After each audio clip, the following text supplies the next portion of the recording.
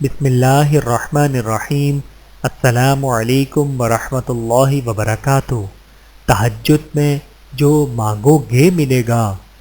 رسول اللہ صلی اللہ علیہ وآلہ وسلم نے ارشاد فرمایا، میری امت کا ایک شخص رات میں بیدار ہو کر وضو کے لیے اپنے آپ کو تیار کرتا ہے، جبکہ تمہارے اوپر اس وقت شیطان کی طرف سے کچھ گرہیں لگی ہوتی ہیں، بس جب وہ ہاتھ دھوتا ہے تو ایک گرہ کھل جاتی ہے، اور جب سر کا مسح کرتا ہے تو ایک اور گرہ کھل جاتی ہے، اور پھر جب وہ اپنے دونوں پاؤں دھوتا ہے تو ایک اور گرہ کھل جاتی ہے، اور اللہ تعالیٰ ان فرشتوں سے فرماتا ہے جو نظر نہیں آتے کہ میرے اس بندے کو دیکھو جس نے اپنے نفس کے ساتھ مقابلہ کیا تاکہ وہ مجھ سے مانگے، میرا یہ بندہ مجھ سے جو مانگے گا وہ اسے ملے گا، میرا یہ بندہ مجھ سے جو مانگے گا وہ اسے ملے گا۔